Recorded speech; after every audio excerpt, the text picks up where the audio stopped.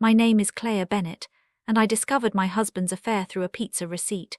Not even an expensive restaurant receipt that might have suggested romance. A pizza receipt for 2 medium pizzas with extra cheese, delivered to an address that wasn't our house. The idiot had left it in his wallet, which he'd asked me to grab his credit card from while he was in the shower. The address was 847 Maple Street, apartment 3B. I knew every street in our neighborhood, and Maple was 3 blocks away. Kyle, my husband of 6 years, claimed he'd been working late every Tuesday and Thursday for the past 4 months. Apparently, working late meant eating pizza with someone who wasn't me. I stood in our bedroom, holding that receipt like it was evidence at a crime scene. My hands shook. The shower was still running. Kyle was humming something, completely unaware that his carefully constructed lie had just fallen apart because he couldn't be bothered to throw away his trash. I took a photo of the receipt and put it back exactly where I'd found it. Then I grabbed his credit card and brought it to him like nothing had happened. "Here you go, babe." "Thanks," he said, not even looking at me. That night I couldn't sleep. Kyle snored beside me, peaceful and oblivious, while my mind raced. Who lived at that address? How long had this been going on? Was it serious or just pizza and whatever came after pizza? The questions piled up like dirty laundry I couldn't ignore. By morning I'd made a decision. I wasn't going to confront him yet. I needed proof. Real, undeniable proof that would make it impossible for him to lie his way out. Because Kyle was good at lying. 6 years together had taught me that he could spin a story faster than I could question it. I called in sick to my job at the marketing firm where I worked as a social media manager. My boss, Patricia, wasn't happy, but I didn't care. I had more important things to do than schedule Instagram posts for local businesses. At 9 a.m., I drove to Maple Street and parked across from number 847. It was a plain apartment building, 3 stories, brown brick, nothing special. I'd driven past it 100 times without noticing. Now it felt like the most important building in the world. I waited. I had no plan beyond sitting there and watching. Maybe I'd see Kyle's car. Maybe I'd see whoever lived in apartment 3B. Maybe I'd see nothing and feel like an idiot for skipping work. At 10:30, a woman came out. She was young, maybe 25, with long dark hair and yoga pants. She carried a gym bag and walked with the confidence of someone who had no idea she was being watched. She got into a silver Honda and drove away. I wrote down her license plate number, then I followed her. She drove to a gym called Fit Life across town. I parked 3 spaces away and watched her go inside. My heart was pounding. Was this her? Was this the woman eating pizza with my husband? I needed to know for sure. I went home and did what any social media manager would do. I started searching. I had the address, the car, and a description. Within an hour I'd found her Instagram account. Her name was Tessa Morgan, 24 years old, fitness instructor at Fit Life. She posted daily workout videos and inspirational quotes about living your best life. Her most recent post was from yesterday, a photo of pizza with the caption, "Cheat day done right, sometimes you need extra cheese and good company." The post had 63 likes. Kyle's personal Instagram account, which he barely used, had liked it. I felt sick. There it was, proof, not concrete enough to confront him with, but enough to confirm I wasn't crazy. My husband was having an affair with a 24-year-old fitness instructor who posted about their pizza dates on social media. I spent the next week gathering evidence. I tracked Kyle's movements, checked his credit card statements online, and monitored Tessa's social media like it was my full-time job. The pattern was clear. Every Tuesday and Thursday, Kyle left work at 5, stopped at Tessa's apartment by 6 and came home around 10. He'd shower immediately, claim he was exhausted from work, and fall asleep. Tessa posted vague things on those nights.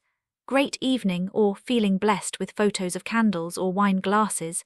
She never showed Kyle's face, but the timing was too perfect to be coincidence. I also discovered that Kyle had been buying her gifts. Charges to jewelry stores, flower shops, and a boutique that sold expensive workout clothes. Meanwhile, I'd gotten a grocery store birthday card last month. The hypocrisy was almost funny. By the end of the week I had screenshots, receipts, and a timeline, but I still hadn't decided what to do with it. Divorce seemed obvious, but something about that felt too simple. Kyle deserved consequences beyond signing papers and splitting assets. Then Tessa posted something that changed everything. It was a photo of her hand wearing a delicate gold bracelet with a small diamond. The caption read, "When someone appreciates you, Feeling so grateful for the special people in my life, Kyle had commented, "You deserve it." He'd commented, on a public post, about jewelry he'd bought her, with his real account that had his real name and our wedding photo as the profile picture. I stared at my phone in disbelief. Kyle was many things, but I'd never thought he was stupid enough to publicly comment on his mistress's posts. This wasn't just an affair.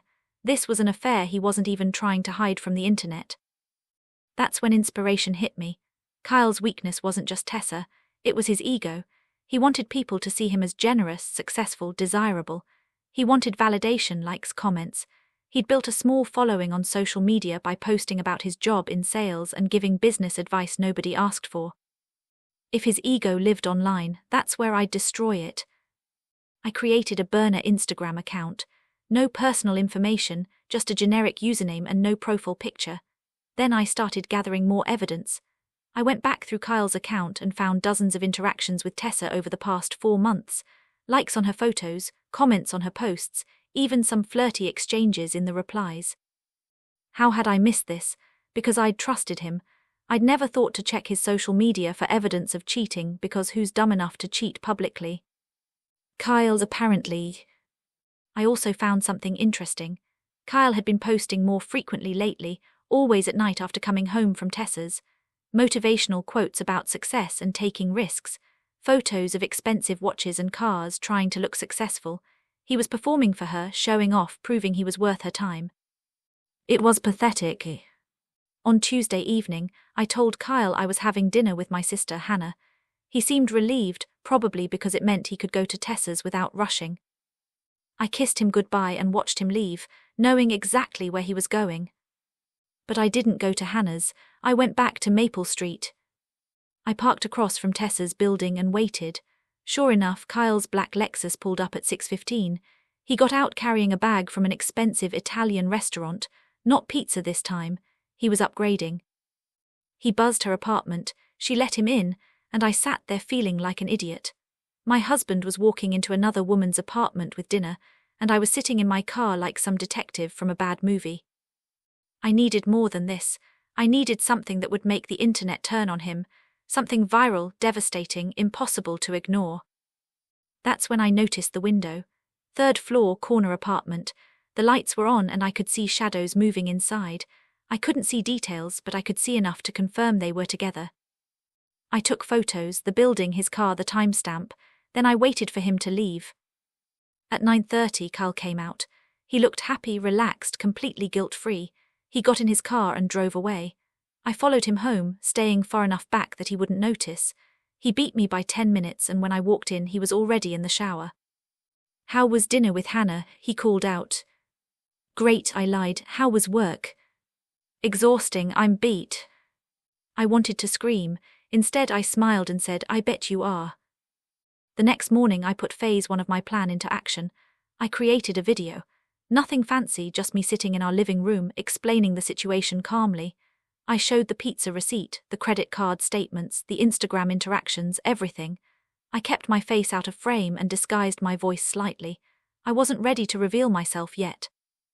I titled the video, "When Your Husband Comments on His Mistress's Instagram," and posted it to TikTok from my burner account. The response was immediate.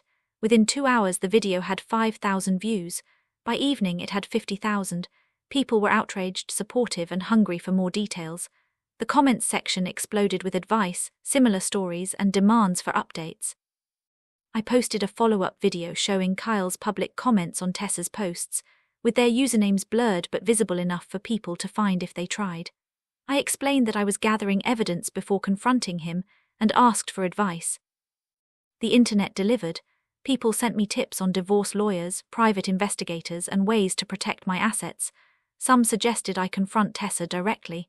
Others said to expose them both publicly. The video reached 200,000 views overnight. Kyle had no idea he was becoming internet famous for all the wrong reasons. On Thursday, I did something bold. I sent Tessa a direct message from my burner account. It said, "Does Kyle's wife know about you? Because she should." She didn't respond, but she immediately made her account private. Too late. I'd already archived all her posts. Besides, the internet never forgets. People had already found her account and were connecting the dots. That evening Kyle came home acting strange. He was jumpy, checking his phone constantly. "Everything okay?" I asked innocently. "Yeah, just work stuff." He wouldn't look at me. Something had spooked him. Maybe Tessa had told him about the message. Maybe he'd seen the increased attention on his social media. Either way, he knew something was wrong. I posted another update that night. He knows something's up. He keeps checking his phone and acting paranoid. Should I confront him now or wait? The video got 300,000 views in 6 hours. The internet had chosen sides, and they were firmly on mine. People were invested now, following my story like it was their favorite TV show. Some had even found Kyle's account and were subtly commenting on his posts, asking questions he couldn't answer without incriminating himself. On Friday morning, everything exploded. Someone had identified Kyle and Tessa despite my blurring. They'd connected the dots through location tags, mutual friends, and public posts. Kyle's Instagram went from 3,000 followers to 30,000 overnight, but not for good reasons. His comments section filled with accusations. "Cheater, how's your wife? Hope the pizza was worth it." People were relentless. Kyle came home early from work, his face pale. "Claire, something weird is happening. People are harassing me online, saying things about cheating. It doesn't make sense." I looked up from my laptop. "That's strange. Why would they say that?" "I don't know." He was panicking now. "Someone even mentioned a pizza. How would they know about? I mean, it's just random." "How would they know about what?" He caught himself. "Nothing, it's just trolls, crazy people." I watched him squirm. The internet had done in 2 days what would have taken me months to accomplish alone. They'd made him paranoid, desperate, and trapped. That weekend, Tessa posted an apology. Not to me specifically, but a vague statement about making mistakes and learning from poor choices. She didn't name Kyle, but everyone knew what she meant. The post got thousands of comments, most of them harsh. Kyle saw it. I watched his face as he scrolled through his phone, watched the color drain. "This is insane," he muttered. "What is?" "Nothing, just people online being crazy." On Monday, Kyle's boss called him. I didn't hear the conversation, but I heard Kyle's side. "I understand. Yes, sir, I'll handle it. No, it won't affect my work. I'm sorry for any inconvenience." When he hung up, he looked defeated. "Work saw the social media stuff. They're concerned about the company's reputation. I might be suspended while they investigate." "Investigate what?" I asked, still playing innocent. "The harassment. People are saying things about me that aren't true." "What kind of things?" He wouldn't answer. That evening I posted my final video. This time I showed my face. I explained everything from the beginning, showed all the evidence, and revealed Kyle's name and account. I didn't mention Tessa's name to protect her from worse harassment, even though she deserved it. I ended the video with, "This is Claire Bennett. Kyle Bennett is my husband," and he thought he could hide his affair from me while publicly flirting with his mistress on Instagram. The internet sees everything. Remember that. The video went viral, 3 million views in 24 hours. News outlets picked it up. Local blogs wrote articles. Kyle's name became synonymous with stupidity and infidelity. He came home to find his belongings on the front porch. I'd changed the locks. When he tried his key and it didn't work, he knocked frantically. I opened the door but didn't let him in. "Your stuff is right there." "Claire, what are you doing? Can we talk about this?" "Talk about what?" "Your 4-month affair with Tessa Morgan, the pizza dates, the jewelry." "The Instagram comments. Which part would you like to discuss?" His face went white. "How did you? I can explain." "You can't, and even if you could, the internet already knows. Millions of people know what you did. Your boss knows. Your family will know by morning. Everyone knows, Kyle. You did this, the videos, the harassment." I showed the truth. The internet did the rest. I handed him an envelope. "Divorce papers, sign them or I'll post more." "There's more." "There's always more. You weren't as careful as you thought." He tried to argue, to bargain, to apologize. I closed the door. The divorce was finalized 3 months later. Kyle lost his job due to the negative attention. He couldn't go anywhere without being recognized as that cheating guy from TikTok. Tessa moved to another state to escape the scrutiny. Meanwhile, my TikTok account gained 500,000 followers. People called me brave, savage, iconic. Brands reached out for sponsorships. I'd become accidentally famous for exposing my cheating husband. The internet never forgot what Kyle did. Years later, his name still pulled up articles about the affair. Job applications were rejected. Dating profiles went unanswered. He'd become a cautionary tale about the permanence of online mistakes. As for me, I rebuilt my life. I got promoted at work. I moved to a better apartment. I even started dating again, though I was much more careful about vetting partners. Sometimes people recognized me. "Are you the pizza receipt girl?" they'd ask. I'd smile and confirm. Most were supportive. Some shared their own stories of betrayal. A few asked for advice on catching cheaters. I always gave the same advice. Document everything, trust your instincts, and never underestimate the power of the internet. Kyle tried reaching out once, months after the divorce. He sent a long email about how he'd changed, how sorry he was, how the internet had destroyed his life over a mistake. I deleted it without finishing. He'd made his choices, I'd made mine. The difference was I could live with mine. The internet never forgave Kyle Bennett. Not because I asked them to hold a grudge, but because cheating publicly on social media was such spectacular stupidity that people couldn't forget it even if they tried. Every time someone posted about infidelity, someone else linked my original video. "Remember pizza receipt guy?" they'd comment, and thousands of people would remember. Kyle had wanted internet validation. He'd gotten internet immortality instead, just not the kind he'd hoped for. As for Tessa, she eventually resurfaced under a different name. I recognized her in a random fitness video that crossed my feed. She'd cut and dyed her hair, changed her username, but the face was the same. She was still posting inspirational quotes, but now she kept her personal life completely private. Smart. I didn't expose her second account. She'd learned her lesson. Besides, Kyle was the one who'd made vows to me. He was the one I'd trusted. She was just the person he'd chosen to betray me with. My TikTok following eventually faded as newer scandals took over. That's how the internet works. Today's viral sensation is tomorrow's old news, but my videos stayed up, a permanent record of Kyle's mistake. People still commented occasionally. "Where are you now? Did he ever apologize? Have you found someone better?" I never answered. Some stories don't need updates, they're complete as they are. I learned a lot from that experience. I learned that trust is fragile, but self-respect is everything. I learned that sometimes the best revenge isn't elaborate plans or dramatic confrontations. Sometimes it's just showing the world exactly who someone is and letting them deal with the consequences. I learned that the internet, for all its flaws, can be a powerful tool for accountability. Kyle thought he could hide his affair in plain sight, commenting and liking and interacting with Tessa while staying married to me. He thought I'd never notice, never check, never care enough to do anything about it. He was wrong. The pizza receipt was just the beginning. Everything that came after, every video, every exposed lie, every consequence, that was all him. I just held up a mirror and let the internet see what I'd been living with. Kyle once accused me of ruining his life, but I didn't ruin anything. He'd built a house of lies and I'd just opened the windows. The house fell down because it was never stable to begin with. Some people called me harsh. They said I should have handled it privately, should have given him a chance to explain, should have been more forgiving. Those people had never found a pizza receipt that shattered their entire reality. I didn't owe Kyle privacy. He'd forfeited that when he publicly flirted with his mistress while wearing his wedding ring. I didn't owe him forgiveness. He'd never actually apologized, just made excuses about how hard his life had become after getting caught. The truth is, Kyle wasn't sorry for cheating. He was sorry for getting caught.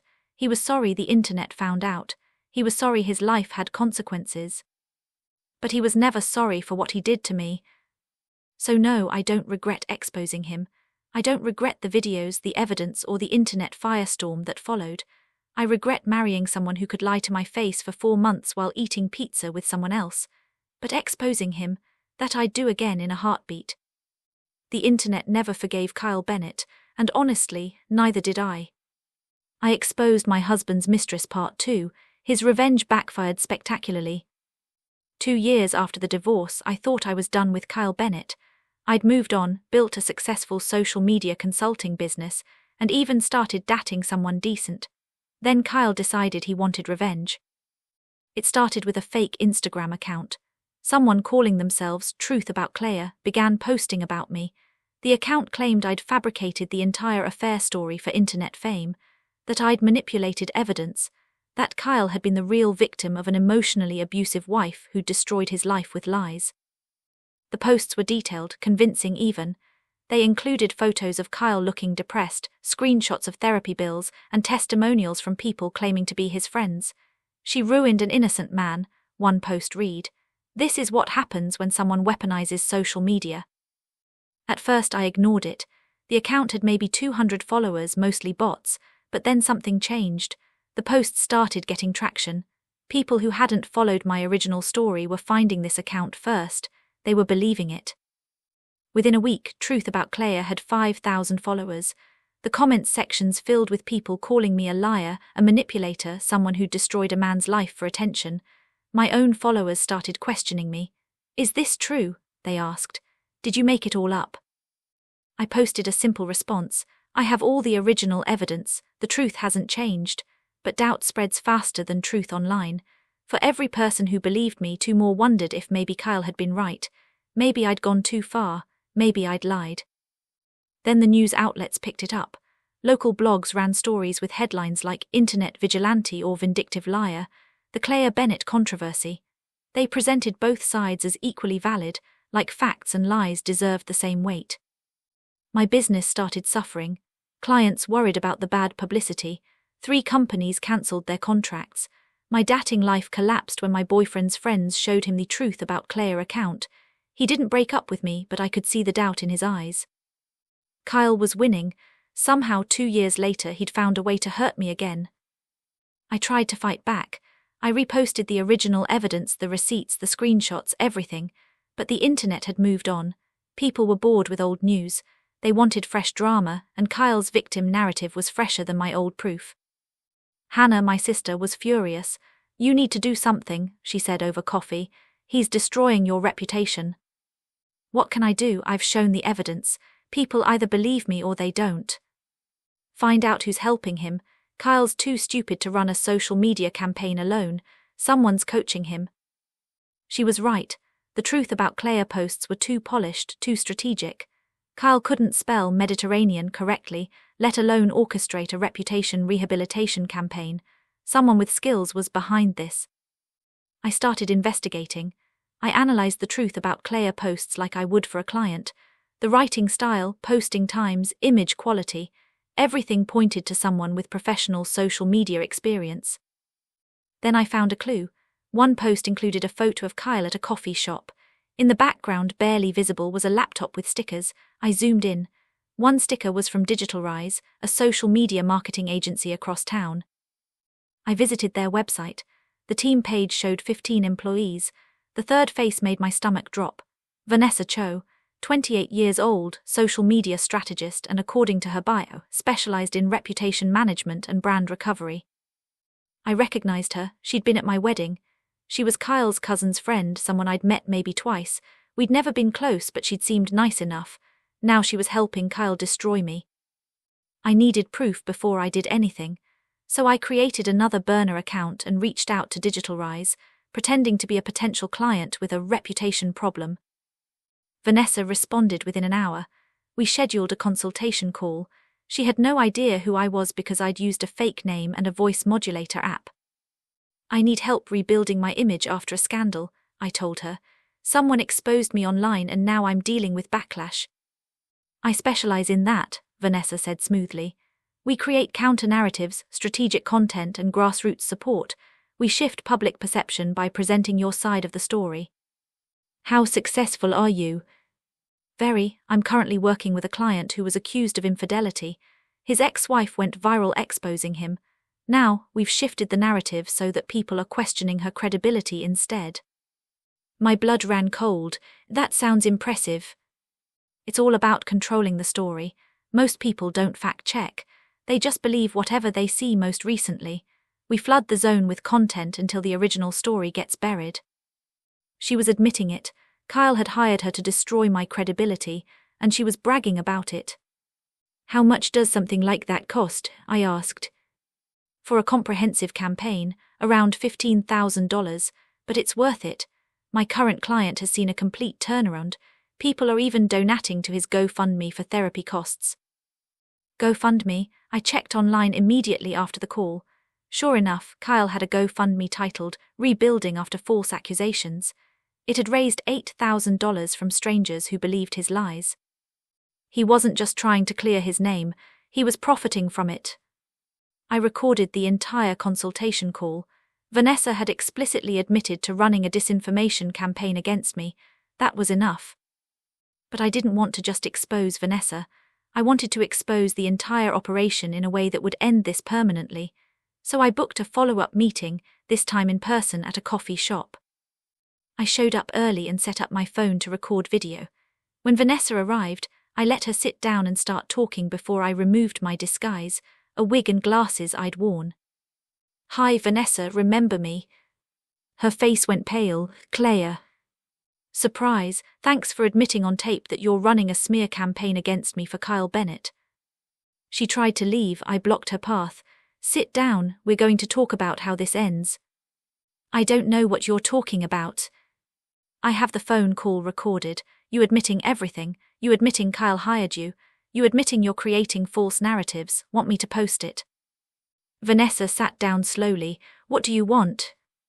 "I want you to shut down truth about Claire. I want you to post a public admission that Kyle hired you to lie, and I want you to refund every person who donated to his GoFundMe." "I can't do that, I'll lose my job." "You'll lose more than your job if I expose you. Do you know how many businesses rely on social media credibility? When people find out you fabricate smear campaigns, who's going to hire Digital Rise ever again?" She stared at me, calculating. "You're bluffing." "Try me, I went viral once already. I can do it again, except this time you're the villain." That night, Truth About Claire posted a final message. This account was created as part of a paid reputation management campaign. The content posted here was not organic or factual. I apologize for participating in spreading misinformation about Claire Bennett. The account will be deleted in 24 hours. The post went nuclear. People were outraged, not at me but at Kyle and Vanessa. News outlets that had questioned my credibility now ran stories about Kyle's elaborate deception. Digital Rise fired Vanessa immediately and issued a public statement condemning her actions. Kyle's GoFundMe was shut down by the platform for fraudulent claims. He had to refund every donation. His reputation, which had briefly recovered, crashed harder than before. I posted one video explaining everything.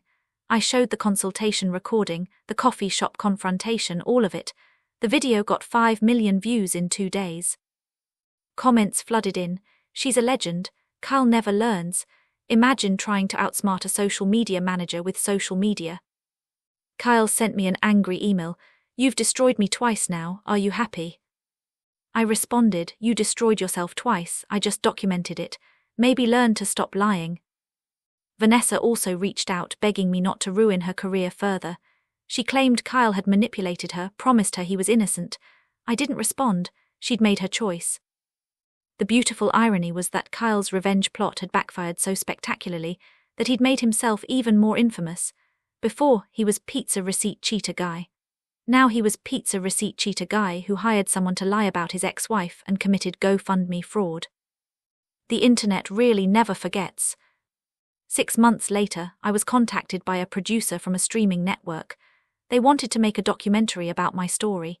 It's about social media, truth, revenge, and how the internet deals with accountability, she explained. I agreed. The documentary came out a year later and won awards. It featured interviews with me, digital experts, and even some of Kyle's former friends who'd cut ties with him.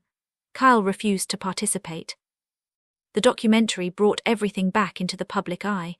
My consulting business exploded. Companies wanted someone who understood internet dynamics at that level. I had to hire 2 assistants to handle all the requests. I also wrote a book about my experience. Receipts, How I Exposed My Cheating Husband and Survived Internet Fame, became a bestseller. Kyle threatened to sue for defamation. His lawyer dropped the case when I sent over the evidence file, which was apparently even more damaging than what I'd posted publicly. Through all of this, Kyle kept trying to rebuild. He'd create new social media accounts, they'd get found and reported. He'd try new jobs, someone would recognize him. He'd attempt dating, women would Google his name. His cousin once reached out to me. "He's miserable," she said. "Can't you just let it go?" "I have let it go," I told her. "I'm not doing anything to him anymore. The internet is, that's the difference." And it was true. I'd stopped posting about Kyle entirely, but other people hadn't. My story had become internet folklore. People made TikToks about it, memes, even a catchy song someone wrote called Pizza Receipt Blues. Kyle had become a cautionary tale that transcended me. He was a warning about the permanence of online actions, the stupidity of public affairs, and the consequences of lying. I was just the person who'd started the ball rolling. The last I heard, Kyle had moved to another state and changed his name legally. Someone found out and posted about it anyway. "Pizza receipt guy is now calling himself Kyle Thompson," the post said. "The internet sees all." I almost felt bad for him. Almost. Then I remembered the 4 months of lies, the jewelry he bought Tessa while I got grocery store cards, the public comments on her posts while he was married to me, and the smear campaign with Vanessa. Some people never learn that actions have consequences. Kyle was one of those people. As for me, I eventually moved on completely. I met someone wonderful who thought my story was hilarious instead of scary. We got married in a small ceremony with no social media presence whatsoever. I'd learned my lesson about public relationships. I still get messages sometimes from people going through similar situations. They ask for advice on catching cheaters or dealing with internet drama. I always tell them the same thing: document everything, trust the truth, and remember that the internet never forgets. Because it doesn't. Kyle Bennett learned that the hard way, twice. And somewhere out there, probably under his new name in his new city, he's still learning it. Because you can change your name, your location, your entire life, but you can't change what you did, and you definitely can't make the internet forget. The pizza receipt that started everything is framed in my office now, not because I'm bitter, but because it's a reminder that small moments can change everything, a reminder that truth has a way of surfacing, a reminder that sometimes the smallest piece of evidence brings down the biggest lies. Kyle thought he could hide an affair in plain sight. Then he thought he could rebuild his reputation with lies. The internet proved him wrong both times. Some stories end with forgiveness and redemption. This one ends with accountability and consequences, and honestly, that's exactly how it should be.